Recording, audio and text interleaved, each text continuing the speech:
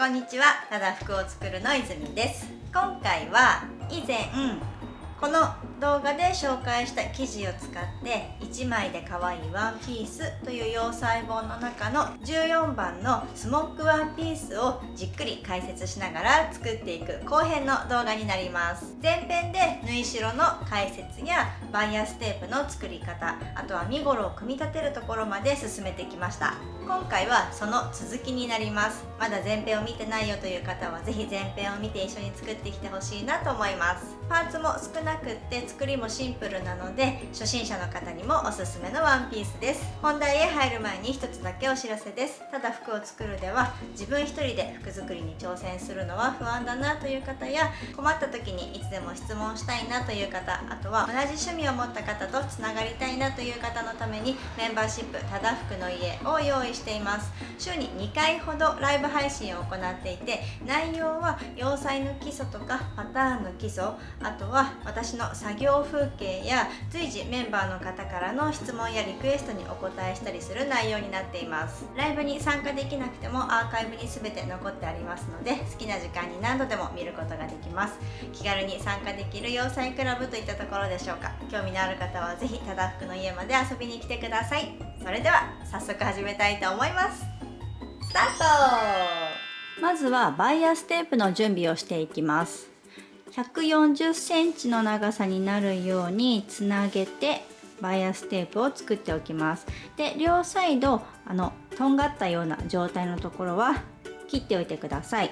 で、本では最初にもうしっかりバイアステープの形になるように折るというふうに書いてあったんですけど、私がバイアステープを縫っていく時には全部折らない方が作りやすいなと思うので、ここは私は一度半分にだけこんな感じで折っておきます。本の通りに全部折ってあげてもいいかなと思います。お好きな方でやってみてください。で、両サイドは1センチで折っておきます。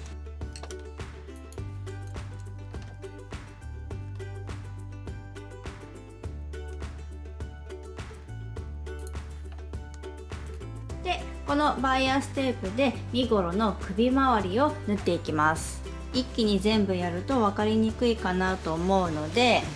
まずは後ろ身ごろの方をここにちょっと見えづらいんですけど、チャコで印をつけてあるので、左右でだいたい同じくらいの長さになるようにここ引っ張ってあげると左右が対称になるかなと思いますが、あまり細かいことは気にせずにギャザーを入れてあげていいかなと思います。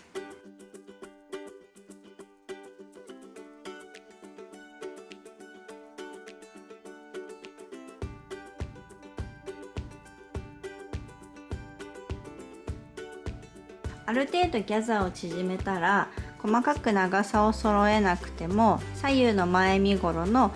この前端を揃えてあげて、肩の位置でこうやって持ってあげて、ここの長さがだいたい同じくらいになったかなという感じでいいと思います。バイアステープを半分に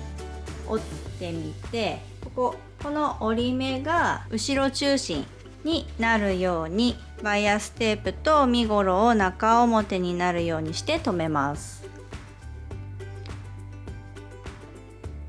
片方のこのバイアステープから前空きまでの部分を測って、その長さと同じになるように反対側のバイアステープもこのバイアステープの端っこから前空きの部分までの長さが揃うようにしてギャザーを整えてあげるといいかなと思います。で、ある程度長さが揃ったらギャザーが動いてしまわないように一度アイロンをかけて押さえます。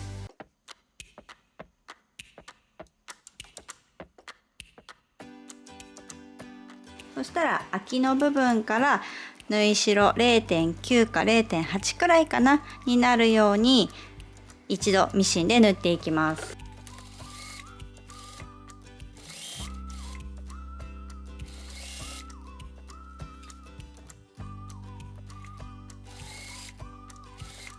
一応ギャザーを入れてバイアステープをつけたら、頭が通るかとかブカブカすぎないかっていうのを一度頭を通してみてチェックしてみてくださいね。でバイアステープを上に開いて、この縫い代をバイアステープ側に倒して、この縫い目のところにアイロンをかけます。ちょっと見えるようにここにチャコで線を描いたんですが、最初に折ったバイアステープの半分の折り目がこの線になります。で反対側縫っていない方をこの真ん中の折り目に向けて折るんですけど、ぴったり揃えて折るのではなくって少し隙間を空けてバイアステープを折ってあげます。とりあえずこの首周りのところだけにしようかな。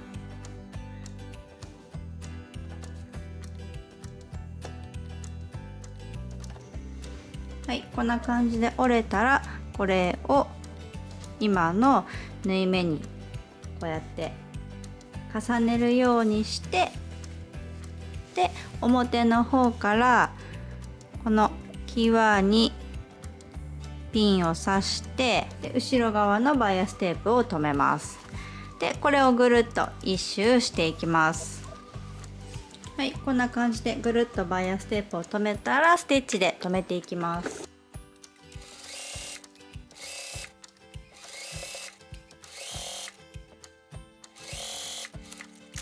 はい、こんな感じでバイアステープがついたら、この前のところにビロンと残っているところは、ここを両方ともこんな感じで半分に折って、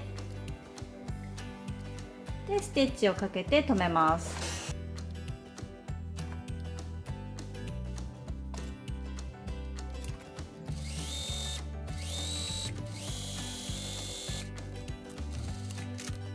はい、こんな感じで首周りが出来上がりました。そしたら次に身ごろと袖を組み合わせていくんですけど、身ごろと袖を縫っていく前に先にロックミシンをかけていきたいと思います。前と後ろの脇の縫い代にこんな感じでロックミシンをかけるのと、袖の両脇にも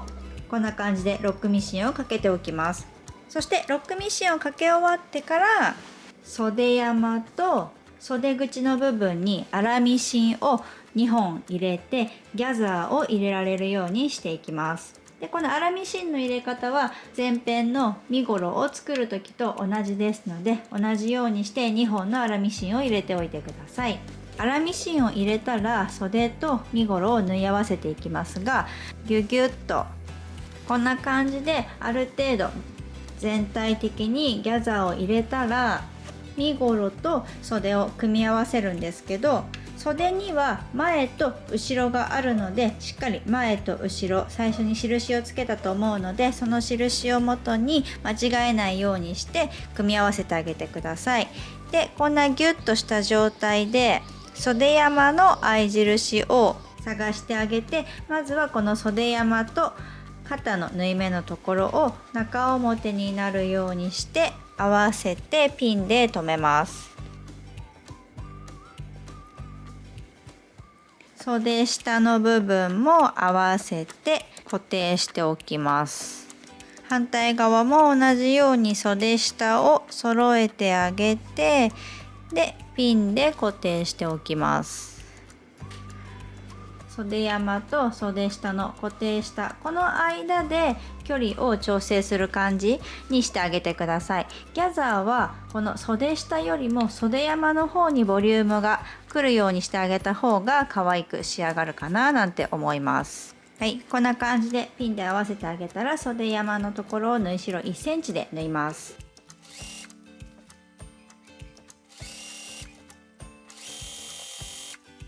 はい、縫えたら粗ミシンを外してロックミシンをかけます。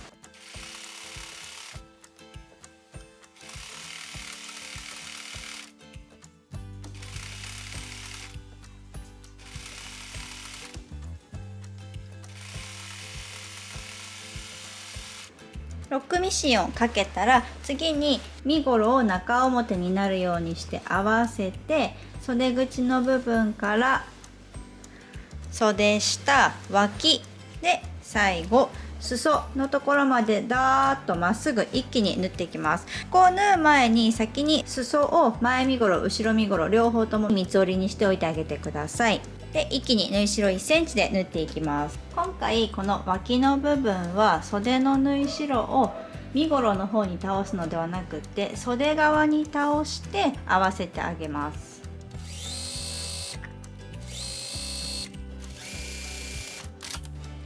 脇を縫ったら縫い代を開いてアイロンをかけます。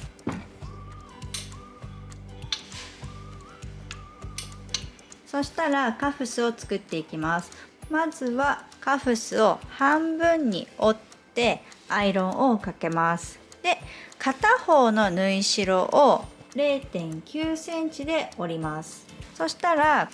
今ちょうどここの場所なんですけど、私は14番の袖口にゴムを通す方のデザインなのでこちらの方で作っていきますね。今ここが輪っかになってパタンと折ってあるところでこっち側を縫っていきます。 0.9 センチで折った方が上になってますね。でここを1センチから 1.2 センチくらい縫って返し縫いをして一度針を外します。そして2センチ縫い残してもう一度針を刺して返し縫いをして下までミシンで縫っていきます。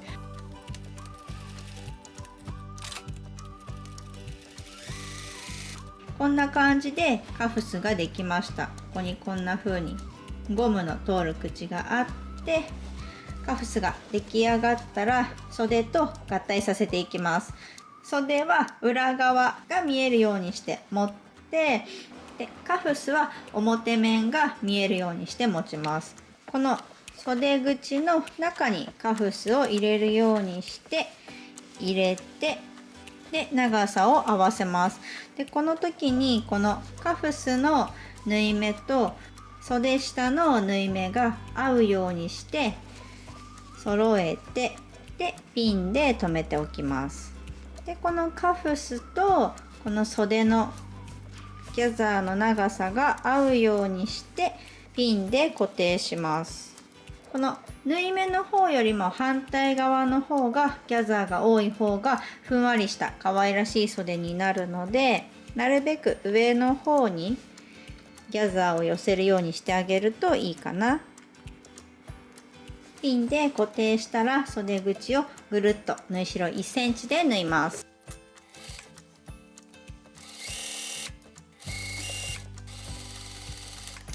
袖口が縫えたら粗ミシンを外しておきます。粗ミシンを外したら一度この袖口の縫い代をカフスの方に倒してアイロンをかけてあげます。そしたら表に返してでこの 0.9 センチで折った縫い代を反対側裏側の方へ折ります。でこの時にこの袖口の縫い代はこのカフスの中に入れ込むようにして整えてあげてください。で表からピンでこの際のところにピンで留めて裏側もしっかり固定できてたら OK です。これをぐるっと袖口にしていきます。でこんな感じでピンで留めたらミシンでステッチをかけて留めていきます。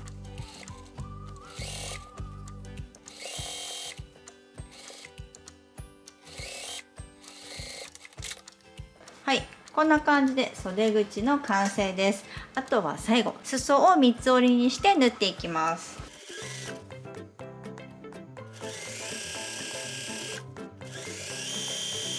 裾をミシンで縫ったら